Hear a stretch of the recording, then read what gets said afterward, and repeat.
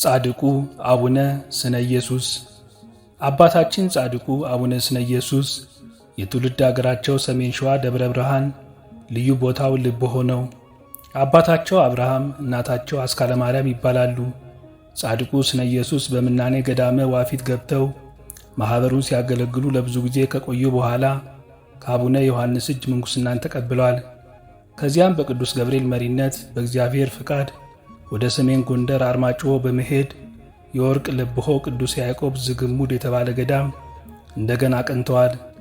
በተጋድሎ ለብዙ ጊዜ ሲጋደሉ ኑረዋል። ጻድቁ ስነ ኢየሱስ በሕይወታቸው ዘመን ሁሉ በትሩፋትና በተጋድሎ ሰውነታቸው ከአጥንታቸው ጋር እስኪጣበቅ ድረስ ሲጋደሉ መኖራቸው በገድላቸው ላይ ተመዝግቦ ይገኛል። በዚህም ክቡር ቅዱስ ዳዊት የጻድቅ ሰው ሞቱ ዕረፍቱ ነው እንደሚለው መስከረም 1 ቀን መልአከ ሞት ከሰማይ ወደ እሳቸው መጥቷል። ጻድቁም እግዚአብሔር በሰጣቸው ጸጋ ወደ እሳቸው መምጣቱን ስለተረዱ ለምን መጣህ ብለው ሲጠይቁት ታዞ መምጣቱን ሲገልጽላቸው የወዳጄን ቅዱስ ገብርኤል የወርና የዓመቱን በዓል ሳላከብር አልሄድም በማለት ገዝተው አቁመውታል። ከቆመ ሳይነቃነቅ ከመስከረም 1 ቀን እስከ ታኅሳስ 19 ቀን እንደቆመ ሳይንቀሳቀስ ዝክራቸውን ዘክረው እንደፈጸሙ ክብር ምስጋና ይግባውና ጌታችን መድኃኒታችን ኢየሱስ ክርስቶስ ታኅሳስ 19 ቀን ከአላፍ መላእክት፣ ከሐዋርያት፣ ከጻድቃን፣ ከሰማዕታት፣ ከነንጦስ፣ ከነመቃርስ፣ ከደናግል መነኮሳት እንዲሁም ከእናቱ ከቅድስተ ቅዱሳን ከቅድስት ድንግል ማርያም ጋር በመሆን ከቦታው በመውረድ በዓለም የደከመ ሁሉ ለዘላለም ይድናል እንዳለው ወዳጄ ልጄ ስነ ኢየሱስ ሆይ ስለ ስሜ መከራ ተቀበልክ፣ እንዳስደሰትከኝ እኔም ደስ ላሰኝህ ልታዘዝህ እንሆ አለሁኝ አላቸው። ጻድቁም በትሕትና እንዳንተ ቸርነት እንጂ እንደኔ ሥራ አይደለም ብለው በፍርሃትና በመጨነቅ ወደ ምድር ወደቁ። አምላካችን ጻድቁን አንስቶ የከበረው ነፍሳቸውን በተቀደሰ እጆቹ ተቀብሎ ስምህን ለጠራ ዝክርን ለዘከረ በረፍት ቀን ዕጣን መብራት መባ ላመጣ አንተ ከገባህበት ዘላለማዊ ቤት አገባቸዋለሁ። ቦታህን ሊሳለም የመጣውን ኢየሩሳሌም እንደሄደ ቆጥርለታለሁ። ኃጢአቱን ለካህን ለመናገር አሳፍሮት የበዛ ኃጢአቱን አባታችን አቡነ ስነ ኢየሱስ 3 ጊዜ ይቅር በለኝ ቢል ኃጢአቱን እደመስስለታለሁ። ለክብር ቀን እንጨት የለቀመውን ውኃ የቀዳውን ከንጹሐን አርድቶችህ እደምረዋለሁ። በቦታ ከወደቀው ፍርፋሪ እንኳን በስምህ የወደቀው ምግብ ቢመገብ ሥጋው ደሙ እንደተቀበለ አድርግለታለሁ። የእጅ ሰብ ስራይ ተደርጎበት የመቃብርን አፈር አዋህዶ ቢረጨው ሥራዩን እፈታለታለሁ። በሬ ላምም ቢሆን ቢታመምበት በስምህ ጻድቁ ስነ ኢየሱስ ብሎ ቢማጸን በደልና ኃጢአቱን እደመስስለታለሁ። አንተን አምኖ ከቦታ ላይ ቢቀበር ከሰሳ ወቀሳ ሳይኖርበት በክብሬና በመንግሥቴ ለዘላለም ከኔ ጋር ይኖራል። ቦታህን እየረዳ ያረፈውን እንደ ሰማዕቱ ቅዱስ ጊዮርጊስ ሰማዕትነት ቆጥርለታለሁ። ቦታህን ለአንዲት ቀንም ሲያልፍ ቢሆን የረገጠ 12 ትውልዱን እምርለታለሁ።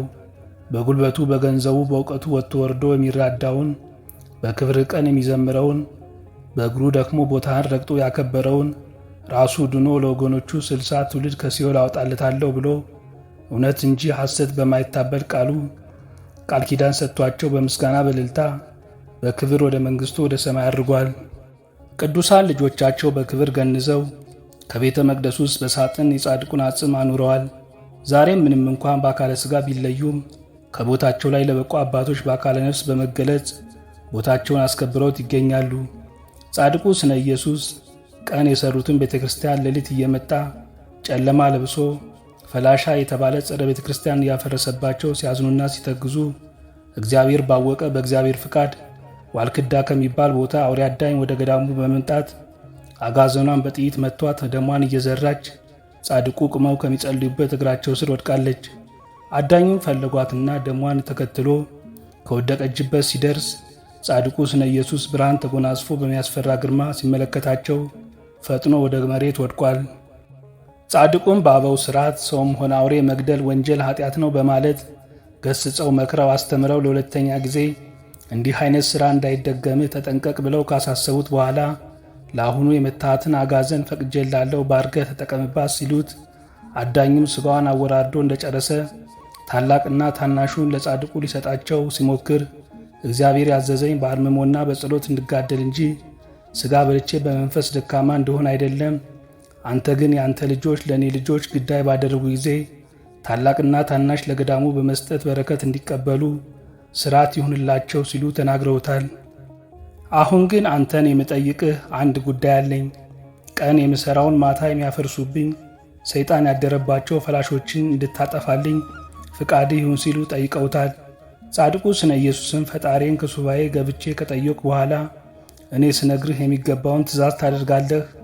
በዚህም መሠረት ሱባኤ ገብተው ሲጨርሱ ያንን አዳኝ ለጻድቁ ጥቃት መውጣት የተላከ መሆኑ ስለተረዱ የእግዚአብሔር ኃይል ታጥቀህ ድል እንደምታደርጋቸው አምላኬ ነግሮኛል አሉት። አዳኙም ጻድቁ በጸሎት የሰጡትን ግዳጅ በደስታ ተቀብሎ ንቂት ከተባለ ቦታ በድንገት ደርሶ እያነቀ ድል አድርጓቸዋል። አዳኙም ወደ ገዳሙ በማቅናት ጠላቶችን ድል በማድረጉ እያበሰረ ከጻድቁ ፊት ደርሷል።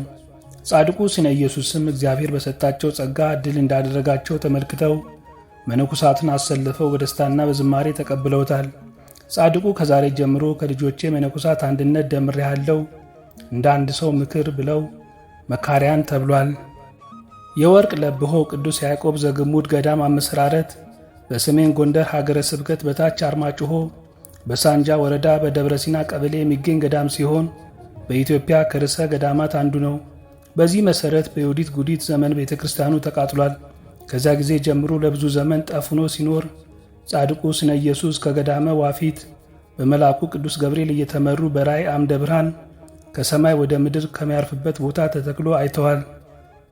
በዚህ ቦታ ተጋድሏቸው እንደሚሆን በስማቸው ብዙ የመንፈስ ቅዱስ ልጆች የሚወልዱበት አጽማቸው የሚፈልስበት ቦታ መሆኑን ስለተረዱ በ1210 ዓ.ም በአፄ ይስሐቅ ዘመነ መንግሥት አባታችን ስነ ኢየሱስ ይህንን ገዳም ገድመውታል። ከተገደመ ጀምሮ እስከ ዛሬ ድረስ 807 ዓመታትን አስቆጥሯል። ጻድቁ ስነ ኢየሱስ አቦ ገዳም እየተባለ ከሚጠራ ቦታ ቆመው ሲጸልዩ ከቆሙ ሳይቀመጡ እጃቸውን ከዘረጉ ሳያጥፉ ለ7 ዓመት ድህነት ምክንያት የሆነ ጸበል ፈልቆላቸው በጸበሉ አጋንንት ያደረባቸውን የተለያዩ ደዌ ያለባቸውን ሁሉ እየፈወሱበት ይገኛል። የፈጣሪያቸውን ቸርነት እያመሰገኑ ወደ ሳራ ገዳም በመሄድ ለ3 ዓመት በሱባኤ እንደቆዩ ቦታው ለልጆቻቸው ጾር ላሳቀቃቸው፣ ደዌ ለጸናባቸው ማረፊያ በህርምት ጾም ለሚቆዩ የሚገድፉበት መሆኑን ተረድተው ለ3ኛ ጊዜ ገድመውታል። በገዳም ውስጥ በግራኝ ጊዜ 320 መነኮሳት፣ በአቦ ገዳም 83 መነኮሳት፣ ሳራ ገዳም 96 መነኮሳት ተሰይፈው አልፈዋል። ቦታውም የሰማዕታት ቦታ እየተባለ ይጠራል። ጻድቁ ስነ ኢየሱስ በገዳም ውስጥ ለ300 ዓመት ከአንዲት የምሰሶ ቅርጽ ካላት ድንጋይ ላይ ቆመው ጸልየዋል። ከቆሙበት ድንጋይ ስርም ሁለተኛ ጸበል ፈልቆላቸው ብዙ ገቢረ ተአምር ሲደረግበት እንደነበረ በገድሉ ተመዝግቦ ይገኛል። በጸበሉ በበሽታው አይነት ዕውራኖች ሲያዩበት፣ መስማት የተሳናቸው ሲሰሙበት፣ መካን የነበሩ የማይወልዱ ሲወልዱበት፣ የስካር በሽታ ሲዱኑበት፣ ለምጻሞች ሲነጹበት፣ አንካሶች ሲረቱበት፣ የነቀርሳ ኪንታሮት፣ ሌሎችም መሰል በሽታዎች በጻድቁ እምነትና ጸበል እንዲሁም በኮሬታ በመጠቀም የተፈወሱ ይገኛሉ። በእጀሰብ በሥራ የተያዙ እንዲሁም በዘመኑ በሽታ ኤድስና ካንሰር የተበከሉ ብዙ ወንድሞችና እህቶች ድነውበት በቦታው ምስክርነት እየሰጡ ይገኛል። በገዳም ውስጥ በርካታ አባቶች በእጃቸው የፈለፈሉት ብዙ ዋሻ ይገኛል። ዛሬም ብዙ መነኮሳቶች ከሰው ተለይተው ማኅበሩ ፈቅዶላቸው በጽሞናና በአርምሞ የሚኖሩ አባቶች በገዳም ዘግተው ይገኛሉ። ጻድቁ ስነ ኢየሱስ በመላእክት ከሰማይ የወረደላቸው አንድ የድንግልና አንድ የተጋድሎ አክሊል በክብር በመቅደስ ይገኛል። የጻድቁ አጽምና በሳቸው እግር የተተኩ አቡነ የማነ ክርስቶስ አጽም ብዙ ገቢረ ተአምር እያደረገ ዘወትር በጸሎት ዕጣን እየታጠኑ ይገኛሉ። በጻድቁ ስነ ኢየሱስ እጅ የተባረከ የመልአኩ ገብርኤል ታቦትና የማኅበረ በኩር ጽላት በየዓመቱ በዓላቸው እየተቀደሰባቸው ይገኛል። ጻድቁ አቡነ ኢየሱስ ካረፉ በኋላ በምትካቸው አቡነ የማነ ክርስቶስ የተባለው ልጃቸው ተሹመዋል።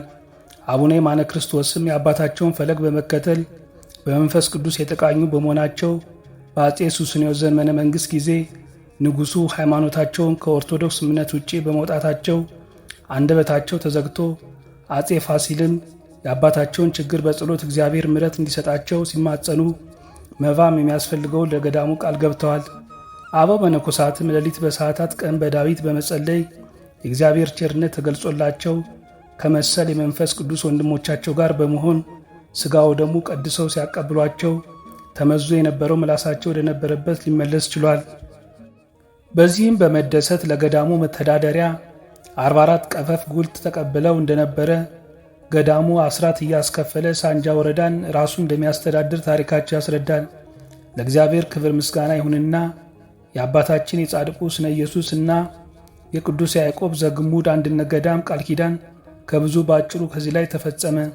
አነሳስቶ ላስጀመረን አስጀምሮ ላስፈጸመን ለቸር አምላካችን መድኃኒታችን ኢየሱስ ክርስቶስ ክብር ምስጋና ለሱ ይሁን።